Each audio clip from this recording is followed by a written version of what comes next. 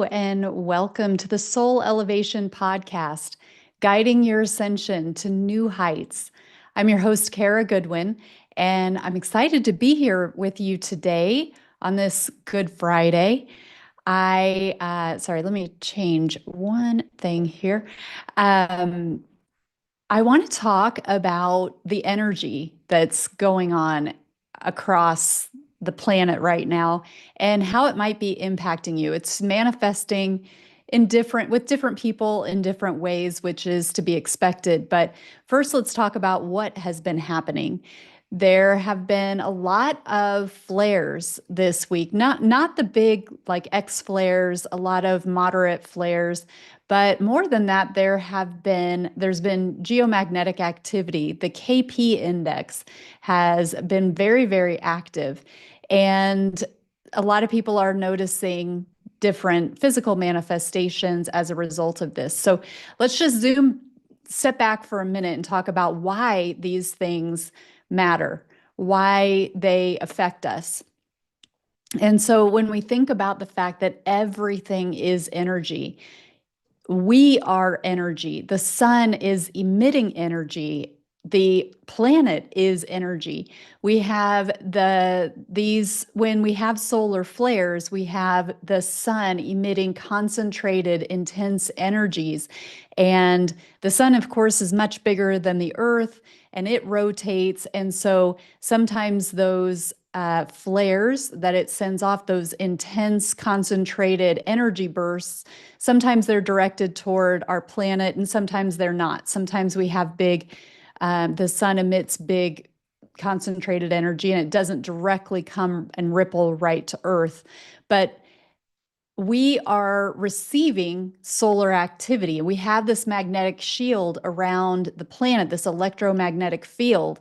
And when that drops, then we receive more solar radiation, we receive more cosmic radiation. That's kind of our protective, if you want to think of it that way. That's the barrier that keeps out that radiation. So we have an increase of solar flares generally. And we also simultaneously have this weakening of the magnetosphere around the planet. And so when we have those flares, those intense concentrated energies, when we also have that weakening of the Earth's magnetosphere, then it means that we're receiving more of that is coming in.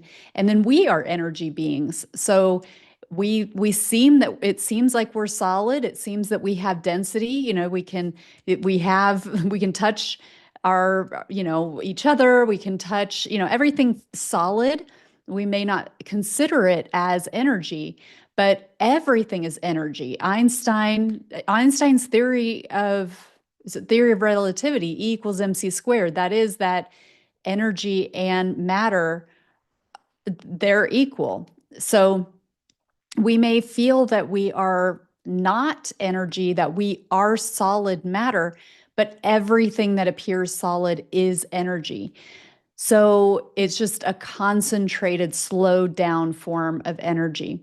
So because we are energy beings, we're affected when the energy changes on the planet, when the energy that we interact with, the atmosphere of the planet changes, we're affected by it. Now, we may not go around noticing that we're affected by it. We may not think, I feel different. I'm more sensitive right now, or my body feels different. I'm tired, or I'm having menstrual issues, or hormonal issues, or my sinuses are hurting, or I don't have energy. I can't stay awake, or I'm wired.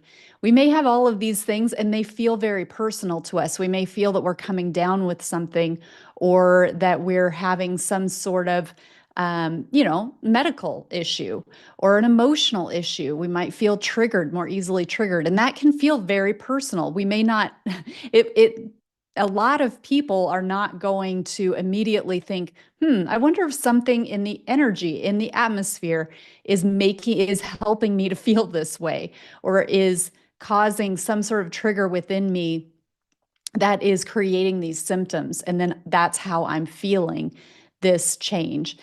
But we are affected by the atmosphere. We're affected just like, I have an injury from when I was a baby. I broke my collarbone.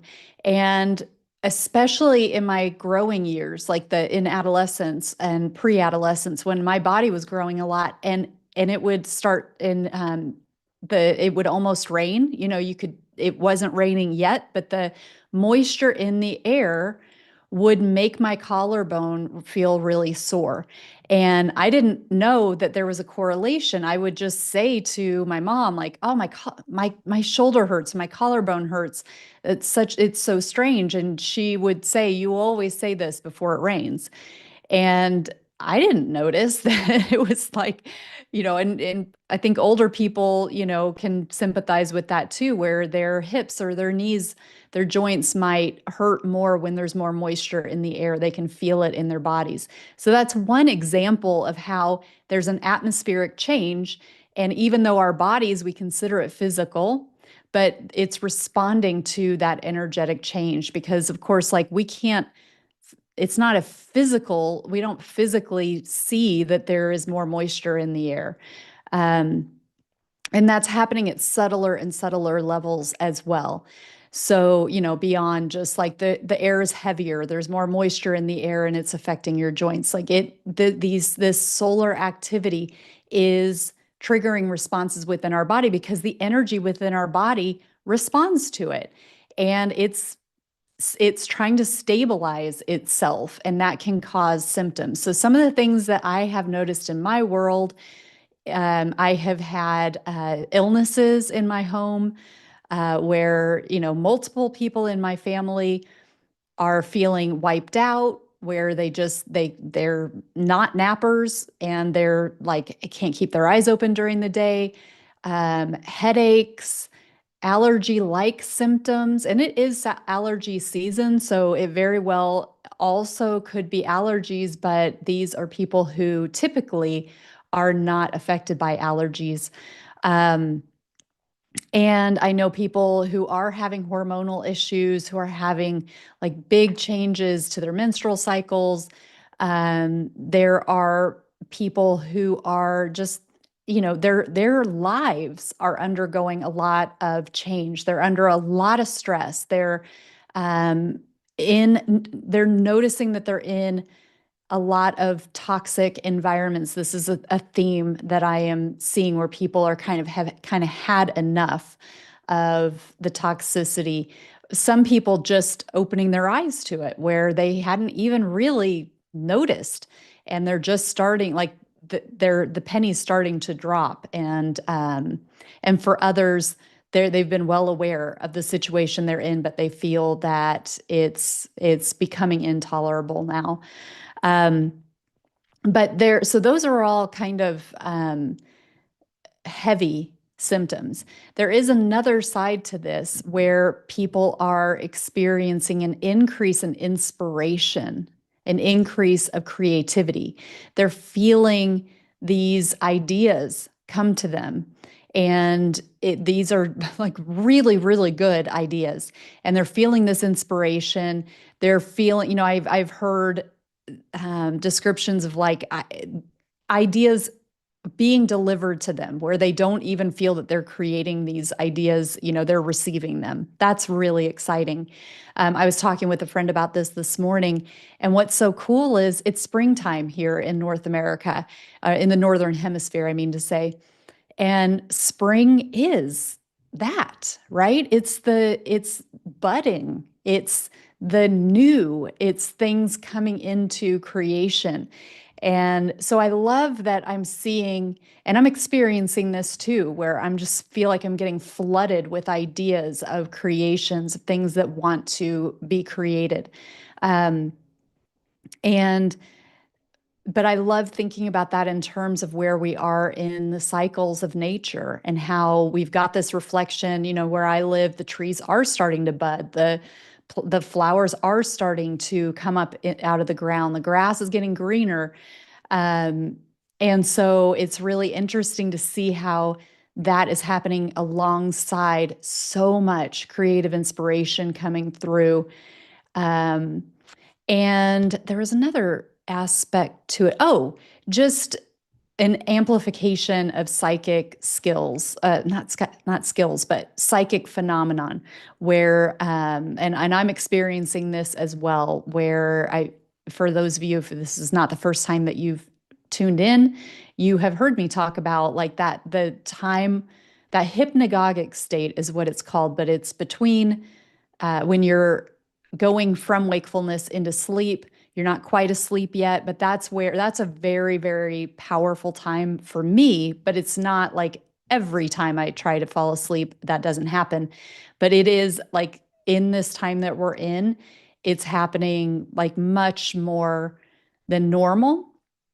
I feel this energetic expansion that is much bigger.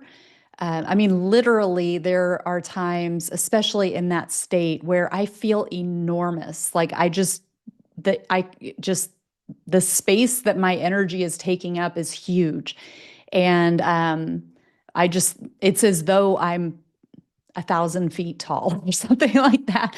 Um, for lack of a better description, it's kind of hard to describe those types of states, but yeah, they're happening much more readily, much more rapidly, and so all of this is coming together. One of the things that has become very apparent to me along my spiritual journey, and as I have deepen my connection with consciousness, with God, is that nothing is ever just one thing.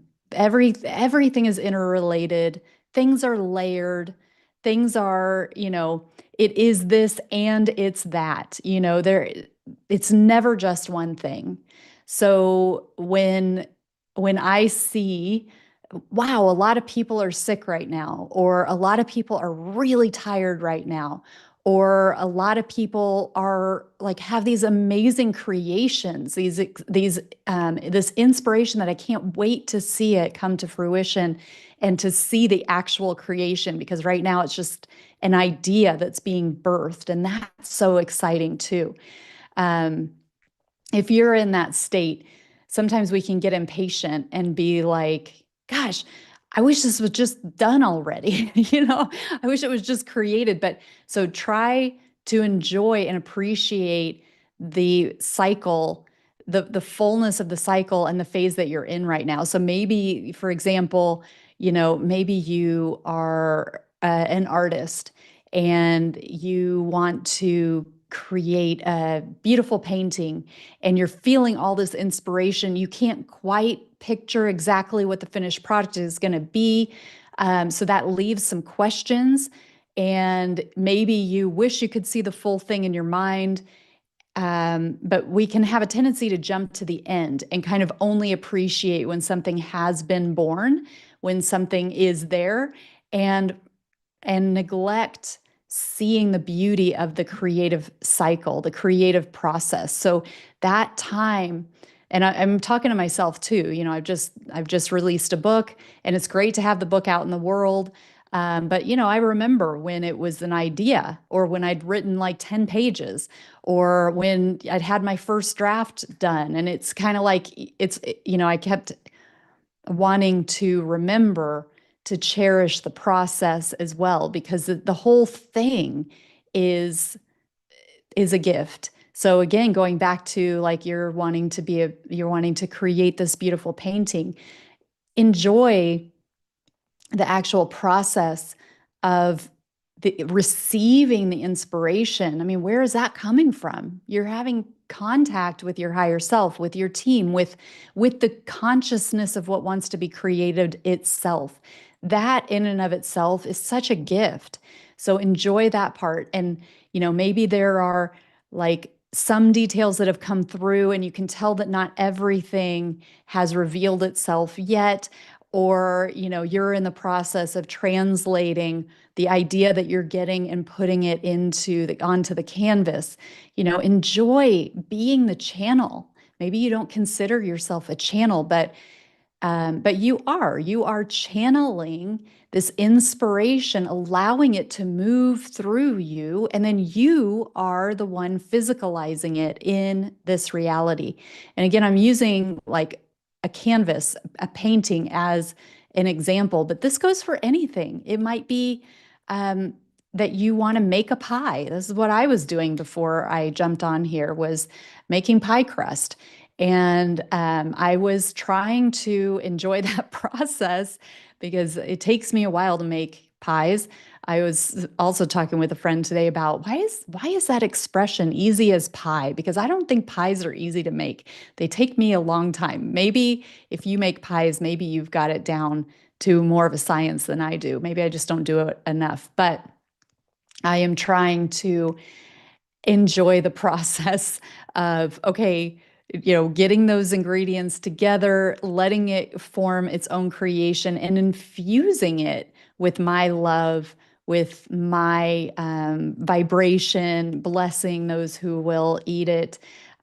So, whatever it is that you're creating, whatever it is that you're doing, try to see it as a creative process, because it very likely is a creative price process. Even if you're working on a business proposal, you are creating something. So see yourself as the creator. And I encourage you to also see yourself, identify with the experience of being a channel. You are receiving inspiration and it is moving through you, and you are transforming or creating something where there wasn't something. And you're using the inspiration from a higher part of you in order to physicalize that. And that's really beautiful. And it's a wonderful way to move through your life. So, with that, I hope that you have a beautiful weekend. You might be celebrating Easter this weekend. You might be watching this recording well after that.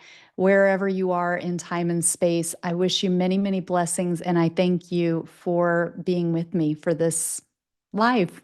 Many blessings.